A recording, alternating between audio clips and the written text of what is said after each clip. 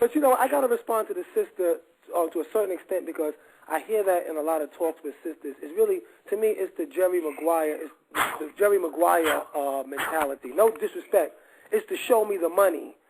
And the thing about it is that your entire, everything that you say, everything you stand for is based on how much money you got in the bank, how much money you got on your 401k, how many houses you got. And at the end of the day, I love that at the end of the day. At the end of the day, truly, sis, at the end of the day, all that money and all that prestige means nothing when you sell your soul.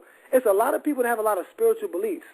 And at the end of the day, since you like to use that phraseology in our community now, at the end of the day, you will sit in church and claim you believe in a spiritual world, or you believe in God, or you believe in whatever terminology you use, yet you still worship this money. Yet you still take the money as the measure of a man.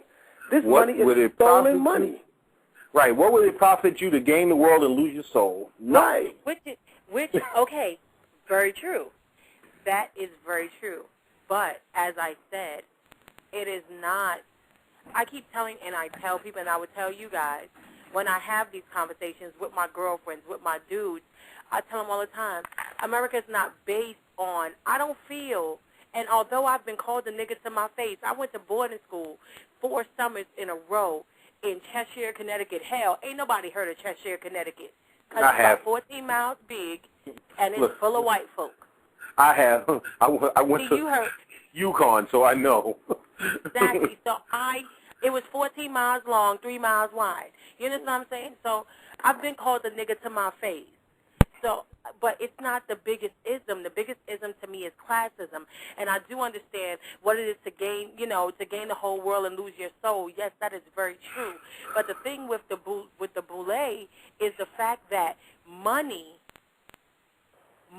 equals power to these people. Not necessarily. Not necessarily. Well, but go ahead.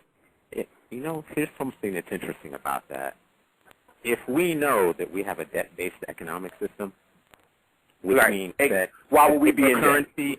Check that. Right. So it means that we have a paper currency that's issued by fiat. It has no value except it's declared to have value, and folks got the guns to back it up, and they'll prosecute you if you counterfeit their shit.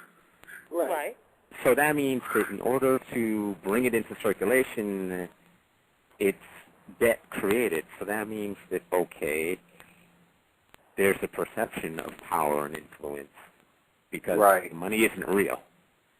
Right. How do we pay? We know this.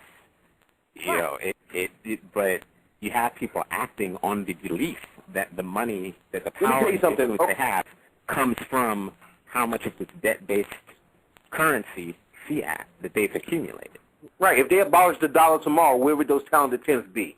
They would be tore up. They got nothing now. Their power is gone. They say, you know what? All that shit you have, it means nothing no more. Now, what are they still? Are they still the elite, or are they just a bunch of niggas that's broke right now? But check it out.